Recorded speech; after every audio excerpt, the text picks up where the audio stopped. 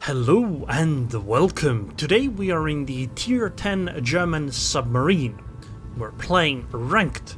And right at the start I went to periscope depth because the U-2501 goes faster underwater, but I hadn't realized that to actually go faster you need to be at operating depth. Periscope depth apparently is not good enough. And I want to make sure you guys understand this is an extremely dumb idea, but I still wanted to try it to get to combat faster.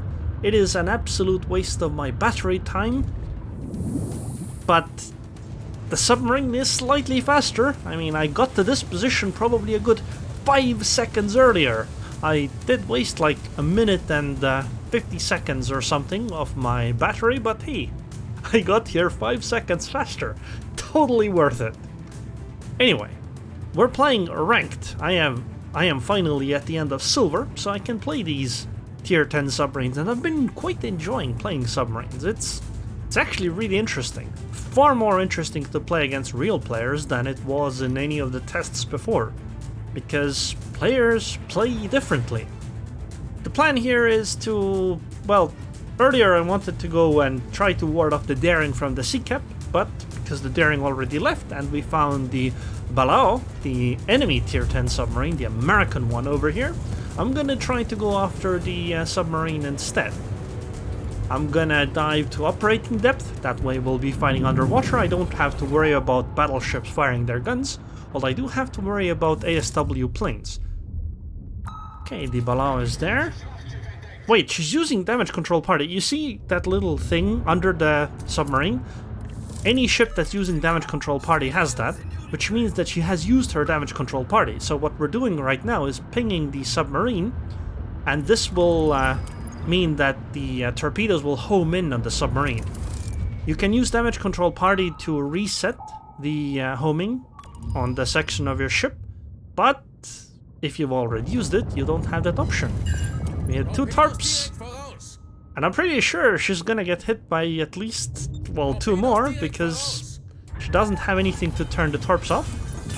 She did reply with her own torps, but, well, they missed. And we, Problem gelöst, the enemy submarine here. So the U-2501, the German one, has 6 torpedoes.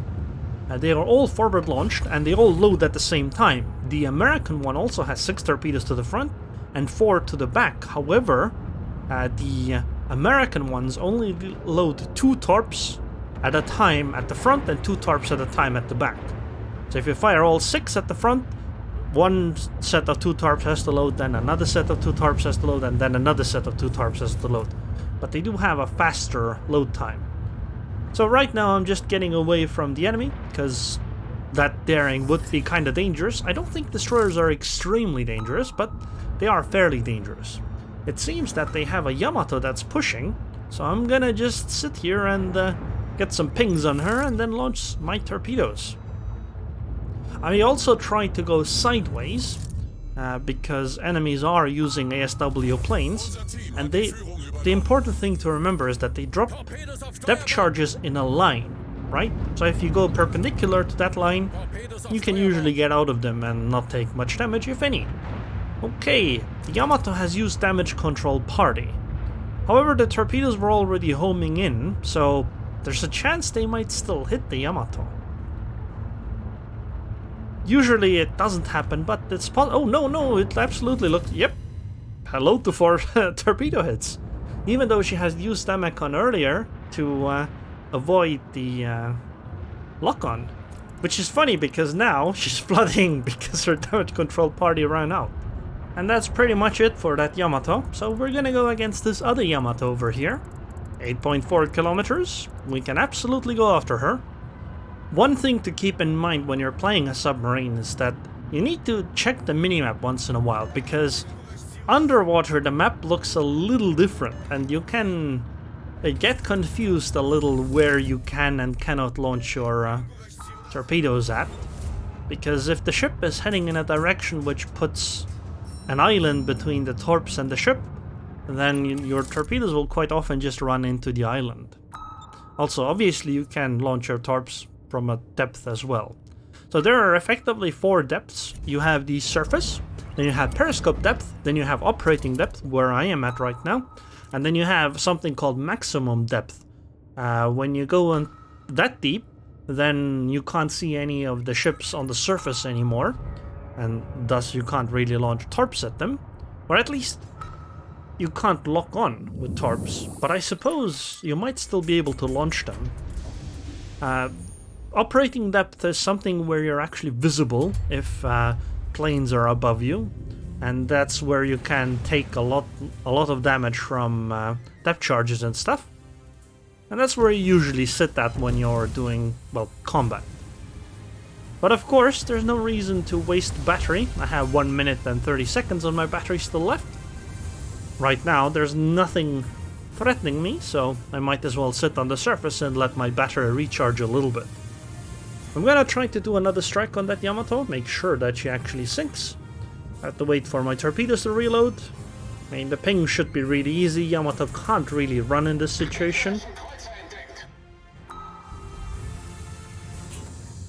So torpedoes could be a threat, but torpedoes usually are slow enough that you can either dive or just dodge them. But sometimes you do get hit, and that can be rough. Okay, I think Yamato is accelerating. Do I launch all 3? Nah, I think 2 sets are fine. I can save the 3rd for the Zao that's apparently coming around the corner. I don't see a way out for that Yamato. If she uses Damacon, the torpedoes are gonna miss, right? Probably at least. But at the same time, once damage control runs out, I could ping her again and then launch my torpedoes and she'd be guaranteed dead, right? That's something I recommend doing with your submarine. Keep something in... Don't fire everything, because, well, if they use their damage control party on the pings and whatnot, your torps are likely to miss, so you want to have a follow-up. The other thing is that there's no point in launching torpedoes when other torps are already in the water and homing in, because when a target gets hit, they quite often get flooded, which means they're gonna use damage control party anyway, and that will break your lock-ons. Although against cruisers it's fine, because their DCP only lasts 5 seconds. They can just ping again, and that's basically it. It is possible to dodge torpedoes that are homing in though, and I think this Zao actually does that right here. The ping is on the ship, but the torpedoes just completely miss. And I think some of you saw some examples of me doing that in the Amagi as well the other day. I think it was Amagi. Basically, you can manipulate the homing in torpedoes a little bit, but at the same time, you have to be very careful on how you use them. Because right now, she was able to do that earlier, but I don't think she's gonna be capable of doing it now. Yeah, she looks very dead. Sorry, Zao. Goodbye.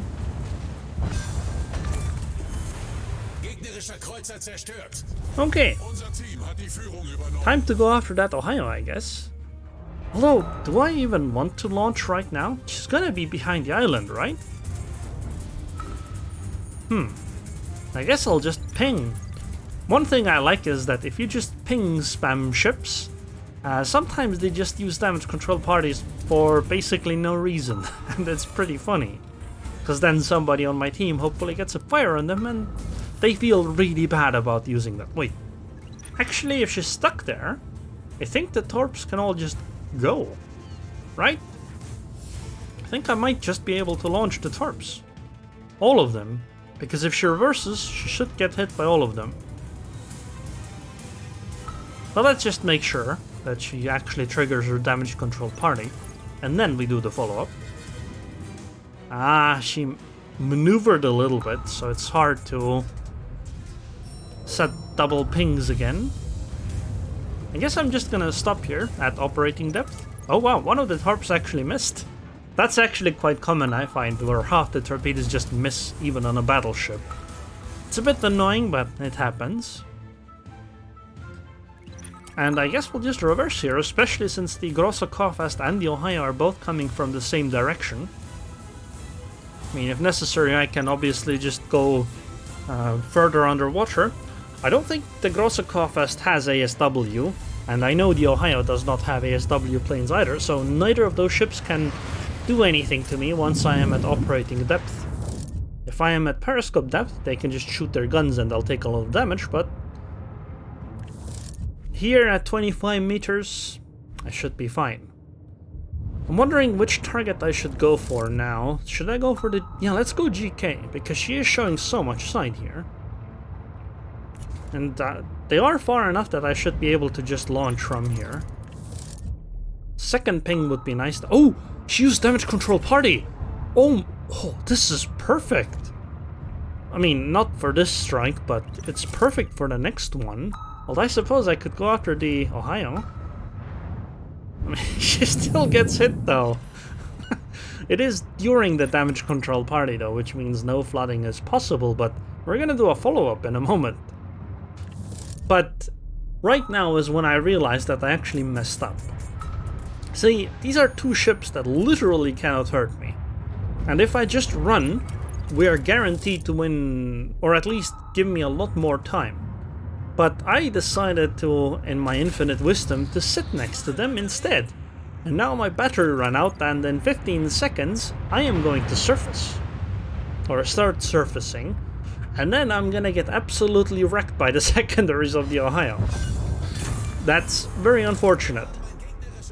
I'm gonna have one set of torps, but she has 13k HP, one set of torps ain't gonna be enough. I should have probably launched a second so that they would have done citadel damage, but hey, whatever. Maybe we can ram, or I suppose my friendly can just finish off the Ohio. Still though, there's no guarantee that a ram here would have been actually enough, because I've found that submarine ramming has not been very effective. Still though, 155k damage, sank 4 ships, almost 5, capped the base, Dev Strike, First Blood, High Caliber, I mean, what more would you want, right? I spotted, I did damage, I capped. Excellent game. And with all that, I was still beaten by that Bourgogne. I mean, 26.99 basically. He saved the game here, but seriously, he's rank 2 in Gold League already. Everyone else is like at the end of Silver or at the very beginning of Gold, and this guy is almost ranked out. Damn.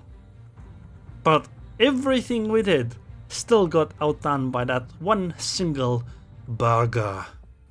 I've got to say that submarine gameplay against real players is a lot more fun than it felt in testing. Seriously, I've been really enjoying it. Here's the damage that I did, 129k straight up from the torps. They were kinda presenting themselves to me this game though. I'm genuinely enjoying playing submarines. It's a new mechanic and it's quite fun to discover the types of complexities and issues this brings, and the types of things you can take advantage of. It's playing against them has been fun. So let's take a look at the captain skills, and oh, your karma has decreased by 2. I guess somebody must have been upset by what I ended up doing in this match. This was actually the first match I played in the submarine, but these are the skills that I used. Liquidator, torpedo crew training for faster torp reload. Sonar man I think is always a good thing to have. Single pings are easy to keep landing over and over. It's the double pings you want to last longer. Then Adrenaline Rush. I'm not actually sure if Adrenaline Rush on submarines is worth it that much. It's a 4-point skill, and sure, having faster reload on torp tubes and sonar is nice, but I don't know how often this even kicks in, because last game I basically didn't get damaged until the very end. Then Torpedo Aiming Master, obviously more damage is good.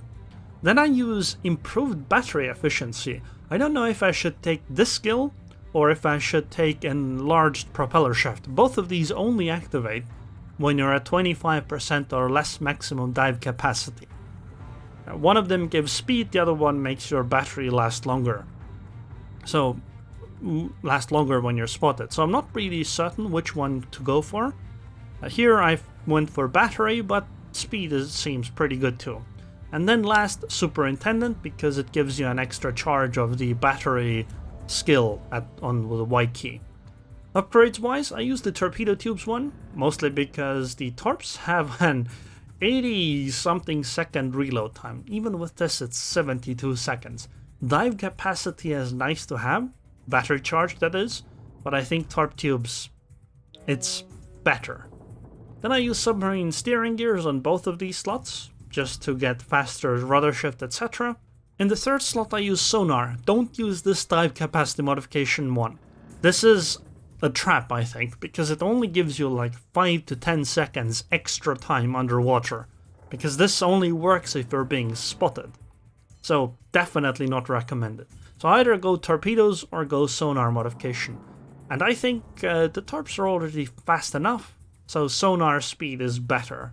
You get 550 ping, because that makes it easier to land them. Here actually I should be using engine room protection. I'm not sure why I had Damek on, although I don't think either of them really matter. And then the first slot, obviously main arms modification. I don't even know if your sonar can be incapacitated. Torpedo tubes obviously seem more important. So anyways, I hope you guys enjoyed this video. I would like to thank the patrons on Patreon. Thank you very much for your continued support, and I hope I'll see you guys next time.